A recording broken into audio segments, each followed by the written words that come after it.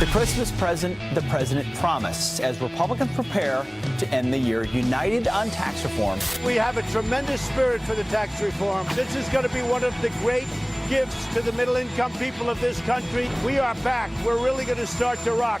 President Trump set to unveil his national security strategy, including a reportedly much tougher stance on China. China has been a competitor to the United States for a long time. It's time for us to treat them like that. One Democrat representative, Jackie Spire, says, based on rumors, Trump's going to fire Bob Mueller. I believe that the president wants all of this shut down. He wants to shut down these investigations. A top lawyer at the White House saying Mueller will not be fired. The president's transition team now accusing Robert Mueller's team of improperly obtaining documents. A fix was in against Donald Trump from the beginning, and they were pro-Hillary. President Trump won in spite of the Republican establishment being against him, the Democrats being against him. Still, he prevailed. To me, that's the real story here.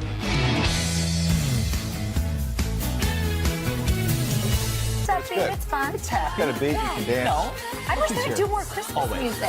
We don't get to you're do right. that one It more is time a year. December 17th, which means we are 1 week away from Santa arriving at your house while you were asleep. Yeah, He I mean, speaks some people way are playing into the holiday chimney. music already. They're doing the Christmas spirit. It's not holiday the- music, Ed. You It's can say, Christmas just music. because you say holiday doesn't mean you're not saying Christmas. Right, and people complain about Ed taking Christmas. It's a war on Christmas. I've launched a war on Christmas now. I've also launched a war on breakfast, according Of course. to me. So I commented this morning because Ed's like, "Where's my oatmeal?" I didn't like, say it it's like him, that. And I was like, "Ed, is Grandpa my grandpa Ed." here?" And we've asked you for your emails because I don't know. I feel like oatmeal. I like oatmeal. I respect oatmeal, but I feel like it's a little bit like yesterday. You're right? anti-oatmeal. Yeah, I like Yeah, well, cereal, I everybody's like not eggs, a I like carb bacon. thing, I like. so he likes his eggs, his bacon. That's a Midwestern thing, too. Eggs, It's true. I bacon. should like it. It's true. Yeah. But so we've asked all of you to email us. How do you feel about oatmeal? Is it 21st century or 20th century? And you guys have been pouring in with your comments, and rightfully so. Larry says this: oatmeal every day keeps the doctor away. Instead of That's right. And an Joel apple. says oatmeal, okay, biscuits, sausage, and gravy. Much more tasty with 2 eggs. I agree with that. Ed, I comments agree. on that, honestly. Michael Corwin tweeted me before. I don't know who he is. I always order oatmeal at 4 a.m. when I'm in jail. Just kidding. He said, just kidding. You can't place a breakfast order there. Not that I know of. And a smiley face. So I don't know what Michael's done or not done. These are the fans It's like in that prison. Ed It's like, has. here you These go. are the Here's your fans I have. oatmeal for the day. Big week, though. This FBI and the investigative narrative has shifted in the last week big time, with all of a sudden the spotlight on the investigator. That's right. So the last week we've learned, not just the last week, but the last couple of weeks, Andrew McCabe, Peter Strzok, Andrew Weissman, Bruce Orr, all these names that you didn't know before, and now you know them as top officials at FBI or DOJ, who seem to have political connections to the Clintons. More than seem. We'll see where the evidence leads. Well, some of them will be testifying this week, behind closed doors, but at least testifying to what they may or may not have known or done as part of those investigations with their connections to the Clintons. So Bruce Orr will be testifying before the Senate Intel Committee behind closed doors, as well as Deputy FBI Director Andrew McCabe to the House Intel Committee behind closed And doors. real quick, Bruce Orr obviously was somebody, a senior official at Justice Department, gets sidelined and demoted in the last week because he didn't tell his colleagues at Justice that he had these ties to Fusion GPS personally, and that his wife was being paid by that firm that was putting together the dirty dossier. And Andrew McCabe mentioned in some of the emails that or text messages that we saw, I think up until this last week, the focus has been on, these people were Trump haters and they were Hillary supporters. I think what's interesting now and what I think has really changed and made this much more significant is the fact that these emails speak to an insurance policy. They mention Andrew McCabe in these Deputy Director at the Deputy FBI. Director at the FBI. They mention him. They talk about an insurance policy or a plan, if you will, in case their hope that Hillary wins doesn't come true. I think what we have here is potentially one of the biggest scandals in American history, where we're seeing, our justice system being used to really change the outcome of an election. Rachel, you're zeroing in on the right thing. It's one thing to have a political opinion, which we all have. We and all you can have that, and when I you're don't in the think FBI people were DOJ. scandalized by that. I don't call him Andrew McCabe anymore. I call him Andy. Because that's how he's referred to in the text messages. And you're talking about it. When Peter Strzok is emailing his girlfriend about what the insurance policy might be if Trump gets elected, he's alluding to potentially all the dirt they may have on Russia and the connections and what they could do with it. And when you look at Andrew McCabe and Andrew Weissman, so many connections to the Clintons and Clinton monies and Clinton support, you can't help but wonder how deep could this go. And so what these did we learn questions need before, to be by the way? asked. Andrew McCabe's wife ran for office in Virginia as a Democrat, of course, in 2015, got hundreds of thousands of dollars in campaign money, not personal money, from a PAC associated with Terry McAuliffe, the governor of Virginia, and also a Clinton pal. And Congressman Jim Jordan was on with Justice with Judge Deneen last night and said, there's a lot more coming. Watch. You talked about Bruce Orr meeting with the founder of Fusion GPS, Glenn Simpson, after the election. Right. And you think, why would they meet after the election? Maybe it was to get their story straight. Maybe it was to look to ways to cover up their track. But it also could be, how are we going to double down and go after now President-elect Trump? Thinking about what Chuck Schumer said. So if that, maybe it was both. Maybe they're looking, how can we cover up because our person didn't win the White House? Now what can we also do to go after the now President-elect Donald Trump? Think about when all the unmasking, when all the leaks took place, during the transition time. This is scary. And now this comes out about what Mueller was doing with the transition team. So Jim Jordan has been, and Trey Gowdy have both been cautious initially about indicting the investigation here and Bob Mueller.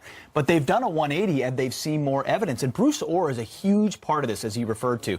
This is a guy, you mentioned it. His wife works for Fusion GPS. She's the Russian expert there. Fusion GPS put together the dossier. Why did working Fusion with the GPS agent. have a Russia expert anyway? And Well, of course they have a Russian expert because they're looking at Donald And Trump. by the way, when asked if they paid for the dossier, the U.S. government, the FBI, the DOJ, no one will answer that question. Answer it. Correct. So That's you gotta follow That sounds very fishy It's a great to me. point. So if you have connections to the highest level of the FBI and you have a dossier, you could conceive of starting to build a case against a president-elect, which is what so many people are thinking about. So I've talked to some folks behind the scenes.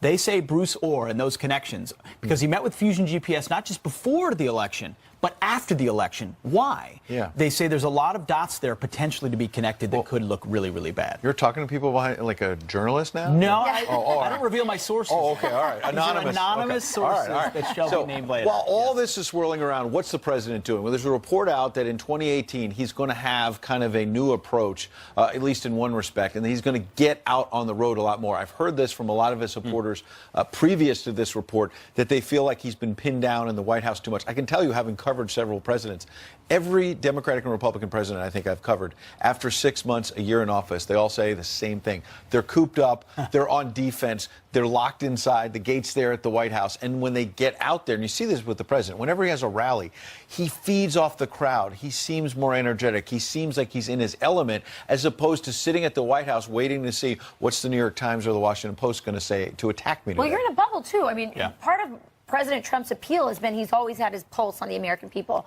And I think when he goes out there, and if he's smart, I think he'd go not only to places that supported him, but also make sure he goes to those states where there are Democrats that have won in Trump areas. Sure. That will be good for him. Some advantages. So a couple of candidates he's reported to go stump for are Josh Hawley. He's running for the Missouri State Senate seat, as well as Rick Scott in Florida. The governor who may run for Senate. Revived again. And in looks like in Maine, a rumored Senate candidate, Paul LePage. I mean, the reality is, look 2 weeks ago, they say no big legislative accomplishments. Look at how he's under siege on Russia. The whole narrative has turned. There is no Russian collusion. We see the collusion is instead with Hillary Clinton and these other agencies potentially. And then he's about to pass one of the most historic tax reforms in American history. Yep. Why would you? I mean, the fact that these candidates want the president says what you would need to know about his electoral efforts. Wait, are you hearing He will that help. right now? What? I don't. Is that alien life or something? What is that? Is somebody breaking into our broadcast? Yeah, someone. I don't. Wait. Well, just the wanna cut Pentagon me has off, been yeah. investigating this. $22 million of your money to study alien visits. And guess who? And when pressed about this, New York Times revealed this yesterday and said $22 million a year was being spent on this. Harry Reid comes out and says, quote, "The truth is out there." Seriously. Wow. The guy's from Nevada, right? Where all the, UFO Yeah, stuff he's also happens. a former boxer. I'm starting to think maybe he got hit a couple of times. Oh, Too many. That just sounds kooky.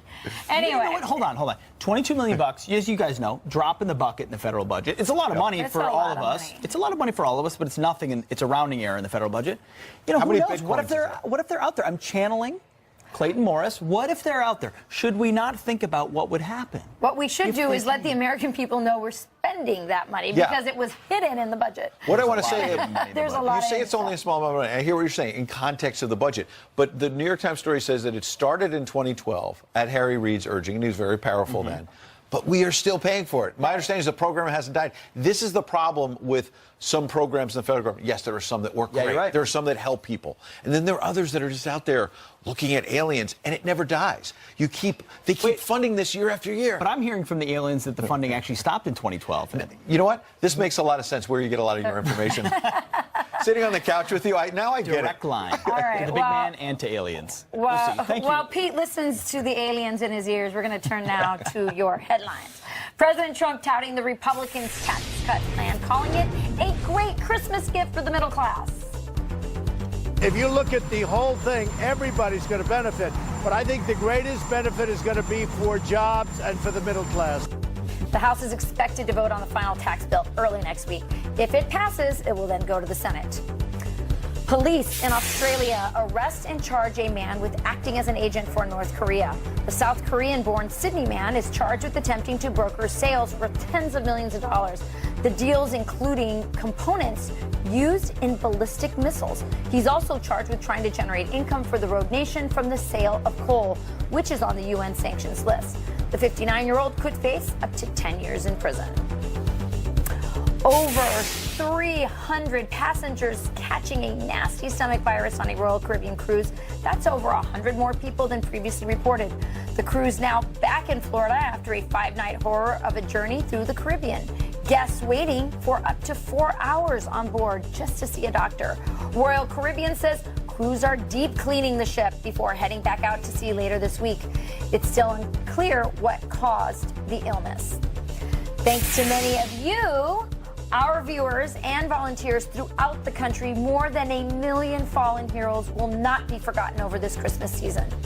Wreaths across America laying 1.2 million wreaths at veteran grave sites in all 50 states today, or yesterday, I should say, including 245,000 at Arlington National Cemetery. The group telling us they received several donations after appearing on Fox and Friends last week. That's awesome. Those are your headlines. It started out as a little thing, some 20 some odd years ago, and it just keeps growing and growing. Yeah. Honors our heroes. You guys talking about patriotism in America? Well, there you got it. It's alive and well. Well, you guys are awesome. You guys make it happen. Thank you for all the support of a great cause like that. Well, moving on, President Trump set to unveil his brand new national security strategy tomorrow, and he's expected to get tough on China. General Jack Keane on why this is such an important move for the president next. You'll want to hear his insight. Plus, we all know the importance of sitting down to family dinner. But it turns out it can actually have real health benefits. We've got the science to prove it coming up. Tomorrow, President Trump set to unveil his national security strategy. It reportedly includes a much tougher stance on China than past administrations. Here to weigh in, Fox News senior strategic analyst, retired four-star General Jack Keane joins us now. Before we get into the intricacies of this national security strategy, General, tell us what this strategy is meant to do and why it's important for this White House. Well, first of all, national security strategy sets the tone for an entire administration in terms of how we're going to relate to the world. And the strategic framework for this strategy is the Trump administration is returning America to its leadership role as the indispensable nation that's promoting stability, security, and prosperity. That's the general framework, and we've seen it already in action where they're reassuring